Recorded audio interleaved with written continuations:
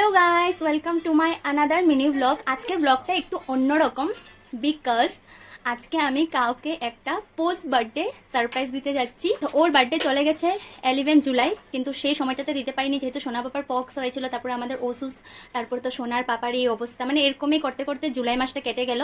তো আমি ভাবলাম পোস্টপোন যখন হয়েছে, মানে একটা সঠিক দিন দেখে সুন্দর করে সারপ্রাইজটা দেবো। তো আমি অলরেডি একটা গিফট এনে রেখেছি।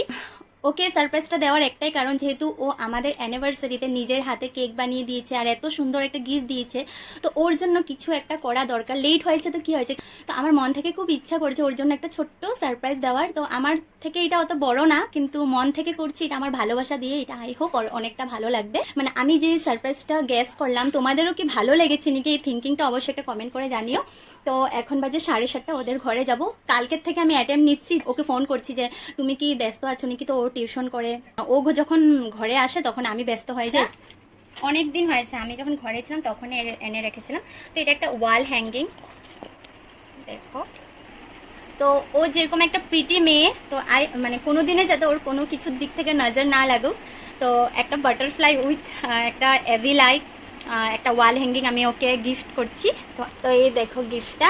আরেকটা ছোট্ট গিফট আছে যেটা আমি নিজের হাতে তৈরি করেছি, চলো। ও আমার কাছে মাঝে মাঝে আবদার করতো, বৌদি তোমার হাতে একদিন কিছু বানিয়ে খাওয়াবে। তো এখন তো পিওর ভেজিটেরিয়ান হয়ে গেছে, তো একটা ভেজিটেরিয়ানের জন্য পনির থেকে স্পেশাল আর কিছুই হতে পারে না। তো আমি 7টার সময় দই পনির রেসিপিটা বানালাম স্পেশালি ওর জন্য।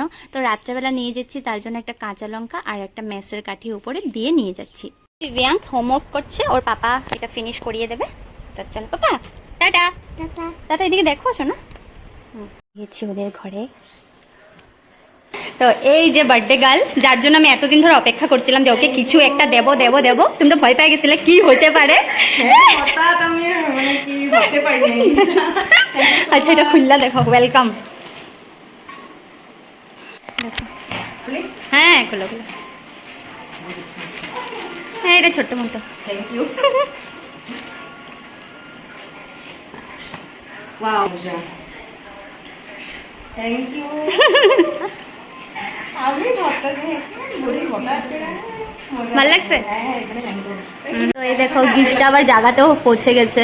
এদিকে দেখো ওর হাতে বানানো স্ট্রবেরি আইসক্রিম খাওয়ালো, সত্যি আইসক্রিমটা খুব টেস্ট হয়েছিল। তো এই গরমে আইসক্রিমটাই বেটার ছিল, কিন্তু এদিকে ওর মা মানে কাকিমুনি আবার জবরদস্তি চা দিল, চাটা খুব টেস্ট হয়েছিল।